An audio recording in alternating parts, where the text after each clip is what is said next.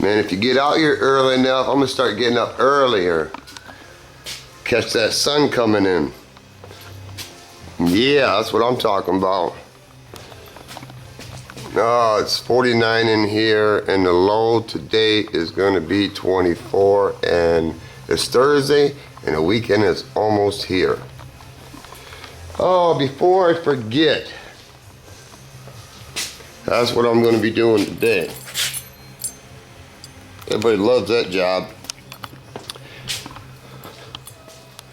I've been banking hours, like I said. I work on Pac-Man's car 8 hours a day, and then I start working on my own stuff. Had to plasma cut it. Oh, where are we at? We had to plasma cut this off, and this off. It's getting there. Excuse me. I'm getting over a cold. Oh, I ride motorbikes. I believe you're down here, bruh. Everybody knows in July, I'm coming straight across. You had made a comment that you'd like to have lunch with me. If you're willing to drive from there to what, Sacramento or whatever that is, if you're willing to drive there, bruh, I will buy you a steak dinner and drinks too. Yes, I will. Because you've already done enough for me, bruh. I remember what you've done for me. You know what I mean? I don't forget. I ride motorbikes, man. That man that gave me a battery, dry cell for my chop, and a bunch of battery chargers, da-da-da. And now he wants to buy lunch for me? No, hell no, bruh. You willing to come and see me in Sacramento? I'll buy lunch for you. Man, if I knew the high was gonna be 74 today, I would have went on and peeled cold to the booth. But that wasn't what I was calling for. Anyway, I'm gonna do this. I do the hard shit first. I still need to clean that line up. It's a real faint line. And don't get me wrong, I'm not against buying blocks. I mean, I've had my share of specialty blocks. You know, I love tools, don't get me wrong. Anything to make the job easier. Sometimes you just don't have the tool. And if you look around, you really have the tool. See, anything like this, to get in that groove, in my opinion, I ground this Durablock down to an edge. It still moves, and that isn't what I want. I want a clean line. So I found some, I don't know what it is. I don't even know how thick it is. It's pretty close. It was an L bracket. And then I rolled it over and filed it, put some duct tape on it, and round the corners off. And I'm gonna put sandpaper on that and run it in that channel. Keep it consistent. Sometimes you just gotta go on and make your own tools. Like I said, there ain't nothing wrong with buying tools. Don't get me wrong, man, but I haven't seen any kind of tool where you can, I don't know, whatever you call it. So some of these tools I ain't even used. I had to have this. I think it's a nice tool. I ain't even used it. Tell you the damn truth. This is one of my favorite tools right there. I like that. I like this because she flexes. You can make it, yeah. You can finesse it, put it that way. You know, like I said, I got my share of specialty tools and I don't really use them. But you know what? There's gonna be a time and a day that you need it and you got it and it's good. You know, standing there with your in your hand isn't always the answer. See, I took this Durablock and I rounded the edges off. You know, and this, what is it, tackle thing, Durablock too. They make good blocks, don't get me wrong. But sometimes you just gotta go on and make it. Like that big rascal right there. It's not as big as some people's, but I ain't trying to do no GTO quarters, you know what I'm saying? I don't want to do them, okay? Because, yeah, we'll leave it at that. Time to go on and get on and do what? Everybody love doing that, don't they? Oh, yeah. They love doing that. I don't, but gotta be done. It's weird, man. When one person stops over, normally nobody stops over. But when one person stops over in a day, everybody stops over. So it's time to go on and do a little something. Here's my, I don't like hand sanding, okay? There's a place and time for everything, but I'm gonna put another coat of primer on this, so I ain't trying to hand sand shit. I don't know, that's a little 4-inch pad, it's a 6-inch pad. No, that ain't no 6-inch pad, because that's a 6-inch pad. I don't know what size that is, and that's a little bit bigger. And this is 6-inch, and this is my foam backing pad, whatever you want to call it. This is a, somebody coming. They must got in trouble or something. That's Tattoo Man Nick. This is a 3/32 stroke or spin, and this is a 3/16, and I don't know what these are, and here we go. Let's go and see. See, these people just left. That's my man Nick. He's the one that's buying the Sporty. He must I don't know. They must have. They kind of. Here we go. Try to start it again. 6:51. Just got back. Yeah, they. Let me go and get back to this. This is. I don't know what size shit. Let me go and get a tape measure. Okay, commercial break over with. This is a 3-inch pad. This is a 4-inch pad. This is a 6-inch pad, and this is a 6-inch pad with this thing come off my Hutchins DA for wet sanding, whatever, water bug. And you got a foam pad here. Do the hard surfaces, it don't matter. Did a little story about Nick's Jeep. It was kind of funny, you know. Nick, he's the one to buy my Sporty. I call him Redbeard. You seen him playing the guitar, he's pretty good. But anyway, him and his girlfriend had to walk all the way down this dirty driveway because his Jeep broke down because he was just mud bogging down the road. But anyway, his drive shaft dropped. And I said, okay, what do you want to do? He said, pull it here. I said, okay. And I said, it was a 2-wheel or 4-wheel when it snapped. He said, it was a 4-wheel. I said, okay, because otherwise, I said, otherwise you could just put it in 4-wheel and you could drive home if it was a rear drive shaft. So when we go back to the shop, he get his girlfriend's car, come out here, we're gonna tow this. And I looked, and the rear drive shaft broke. The universal joints. I said, well, let me guess. The universal's been going slam for a while. He said, yeah, he was supposed to fix it, but he did. I said, that's the rear drive shaft, so you should be able to put it in 4-wheel high and drive it home. He puts it in 4-wheel drive, and it moves. I'm like, anyway, you know what it is to be young. Maybe I'm just procrastinating because I don't want to sand, because I don't really like to sand a whole lot, but man, I ain't worked on this car all day, and yeah, I'm going to take care of this. Still sanding. Well, I shouldn't say that, because I ain't even sanded yet.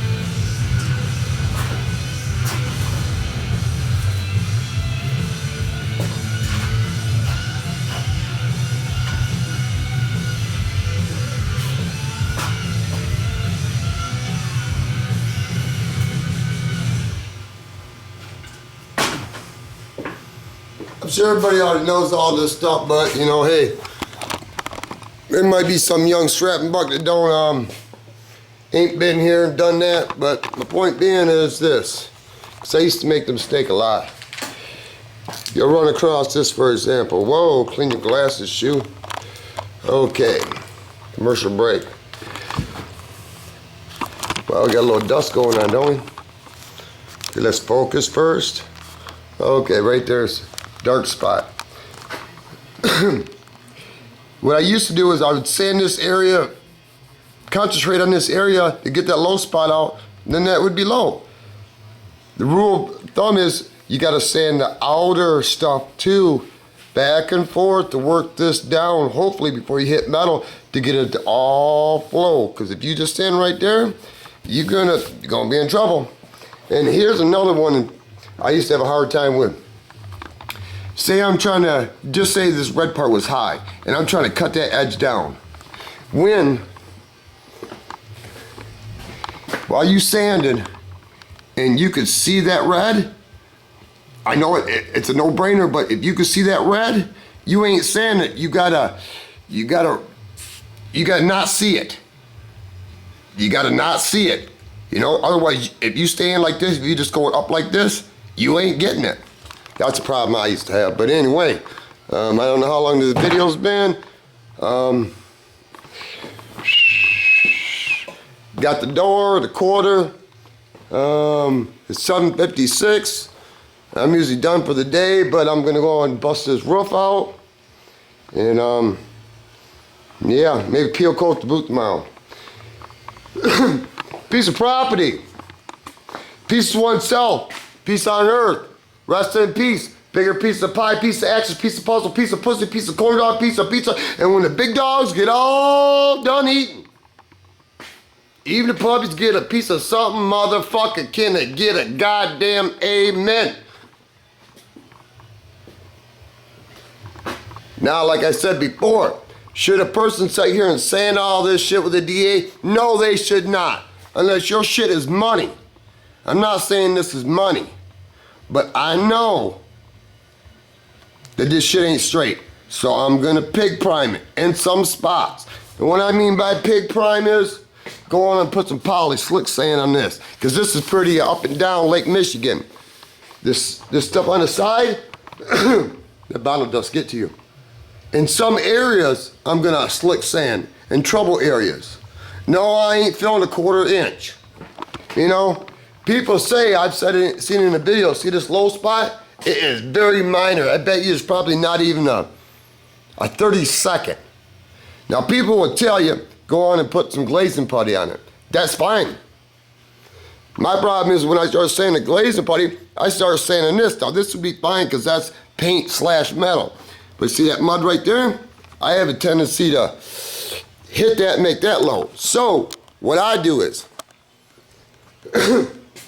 I hate bonded dust. Wear protection. I use slick sand.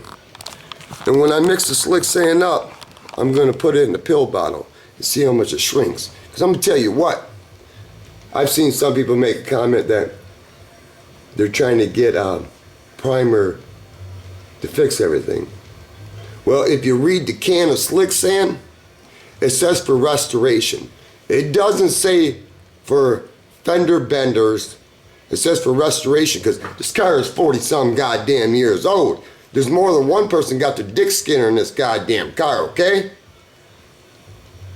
So if you're if you want to put spot putty on the whole thing, glaze, you do whatever you want. You can put Bondo over the whole fucking thing. I've seen them where they put Bondo over right over the hood and the fenders for a show car, and then they want to cut the groove between the fender and the hood. I wouldn't do it, but hey, I've seen quote unquote certain channels on Saturday back in the day. Me, I like poly. Slick sand's some good shit. You can't lay it on heavy, and I'm not a fucking expert, okay? If you lay it on, let it dry. Man, this is my rule of thumb. Slick sand, you are putting a liquid hardener in. It's basically the same hardener you're putting in a fiberglass resin. And you know how hard it is to sand fiberglass resin. So if you putting that shit in a primer, it's hardened good. And you got 30 minutes. Once you mix it and put it in your cup, you better have that primer out of that gun and clean, because she will kick on you. So you gotta watch what you mix. It's my 2 cents. People give me a little thumbs down, she don't know. I ain't nothing but a backyard body man. You know what? I like being that. You know why? Because the shoe, he can come go as he goddamn pleases. Now, isn't that priceless?